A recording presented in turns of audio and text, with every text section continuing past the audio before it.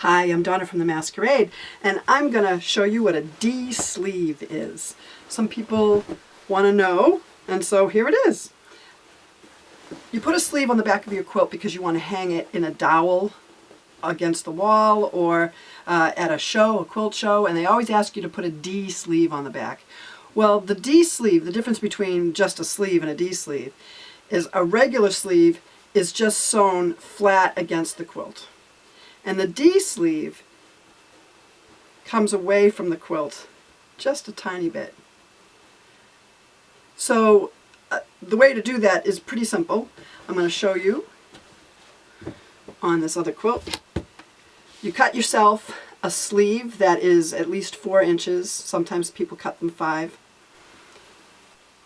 So you attach it to the top edge of your quilt. And you can do that before you put your binding on. This quilt's already been bound, so I can't show you that way. But if you were going to put it before the binding was bound, you put it with the right side up. And then you sew your binding right on top of it. And then you're ready to make it into a D sleeve. In this case, I have already put the binding on. So I'm going to sew it to my quilt with the right side of the sleeve to the back of the quilt.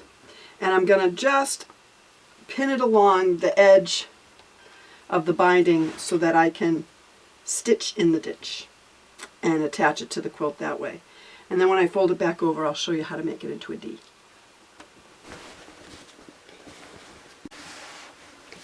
As you can see, I've attached to the back of the quilt now with just a straight stitch in the ditch on the front. You can't even see it. And now I can fold it to the back. If I were going to just do a flat casing on the back, I would just smooth it out, lay it down flat, turn my 1/4 inch seam under, and hand stitch it to the back of the quilt. But I don't want it to be flat. I want there to be room for a dowel in here. So in order for there to be room in a dowel in here, it has to be a little bit bigger space. And so now that it's attached to the back of the quilt here, I'm going to lift it a little bit and fold it so that the fold matches the top of the binding. Now the first step after I've attached it to the quilt like that is to get rid of this raw edge on the edge of the sleeve. So I'm going to fold up my seam allowance.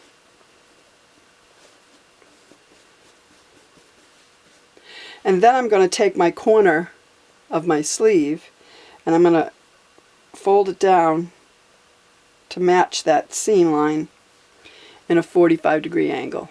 I could tack it in place with a couple of stitches if I want to, but in this case I'm just going to show you how I would do the rest of the process. So now I can fold it down, and if I wanted a flat sleeve against the back of the quilt, all I would have to do now is turn under a 1/4 inch and stitch this all the way along.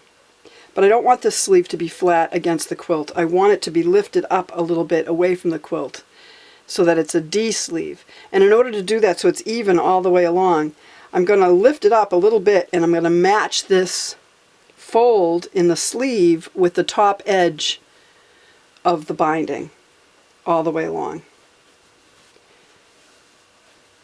Then I fold under my 1/4 inch and I'm actually going to pin it right there in place so that when I hand stitch it, it's equal all the way along the top. So again, I'm going to match up the top edge with the little fold in the binding. That little bit gives you just enough space in the sleeve that you need in order to not make your quilt roll over the dowel or the hanging rod.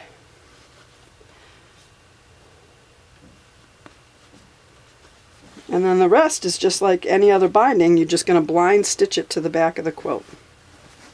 Just make sure that it's the same amount. That if you have it wobbly and it goes way past in some places and not quite reaching in other places, you're going to have a real wonky sleeve and you don't want that. So make sure that it just matches the top of the binding all the way along. So here it is. My sleeve fold is matching up with my binding fold all the way along. And you can see it leaves you with quite a bit of extra space so that your sleeve has room in it.